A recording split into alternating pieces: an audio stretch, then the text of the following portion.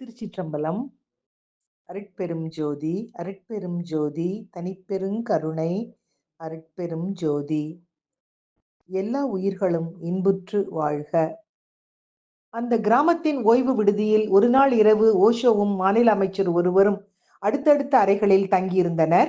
இரவு முழுவதும் 30 அல்லது 40 நாய்கள் அந்த விடுதியை சுற்றி குரைத்து கொண்டே இருந்தன. அமைச்சரால் தூங்கவே முடியவில்லை. அவர் அன்று காலை முழுவதும் பயணம் செய்திருந்தார். மறுநாளும் அலைச்சல் இருக்கிறது. அதை நினைக்க நினைக்க அமைச்சருக்கு கோபம் அதிகமானது. நாய்களோ வெறித்தனமாக குரைத்து இரவின் அமைதியை கெடுத்தன. ஆனால் இத்தனைக்கும் மத்தியில் ஓஷோ அடுத்த அறையில் நிம்மதியாக உறங்கிக் கொண்டிருந்தார். ஓஷோவை எழுப்பிய அமைச்சர், என்ன மனிதர் நீங்கள்? இவ்வளவு சத்தத்துக்கு மத்தியில் உங்களால் எப்படி உறங்க முடிகிறது என்று புலம்பினார். ஓஷோ தனது வழக்கமான கிண்டலுடன் கூறினார், அந்த நாய்கள் உங்களுக்கு ஆதரவாகவோ அல்லது எதிராகவோ இங்கு கூடவில்லை, கோஷமிடவும் இல்லை. பாவம், அந்த நாய்களுக்கு இங்கு ஒரு மந்திரி தங்கியிருப்பது தெரியாது. அவை பத்திரிகை படிப்பதில்லை. அவற்றுக்கு அறிவும் கிடையாது. அந்த நாய்களுக்கும் உங்களுக்கும் எந்த சம்பந்தமும் இல்லை. அவை தங்களுக்கே உரிய குறைக்கும் வேலையை பார்க்கின்றன.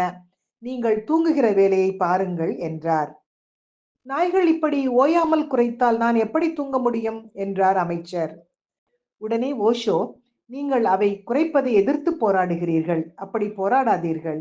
பிரச்சனை குறைப்பொலி அல்ல, உங்கள் எதிர்ப்பு உணர்வு. நீங்கள் சத்தத்துக்கு எதிராக இருக்கிறீர்கள். இந்த நாய்கள் குறைப்பதை நிறுத்தினால்தான் தூங்க முடியும் என்று ஒரு நிபந்தனை ஏற்படுத்தி விட்டீர்கள். நாய்கள் உங்களது நிபந்தனையை கவனிக்கப் போவது இல்லை. நீங்களும் உங்கள் நிபந்தனையை விலக்கப் போவது இல்லை.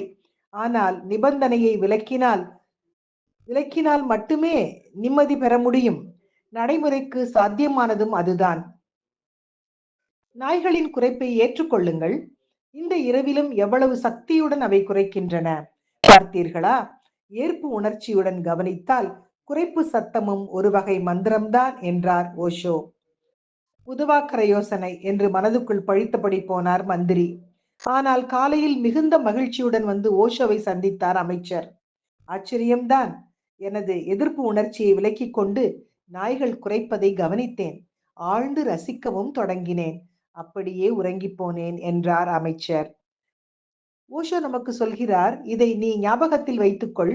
உன்னை சுற்றி இருப்பவற்றால் நீ எரிச்சல் அடைந்தால் உன் முகத்தை உள்முகமாக திருப்பு. எரிச்சலுக்கான காரணம் நீயாகத்தான் இருப்பாய். உனது எதிர்பார்ப்பு அல்லது ஆசை வேறாக இருந்திருக்கும். அல்லது ஏதோ ஒரு நிபந்தனையை உனக்குள் நீ விதித்திருப்பாய்.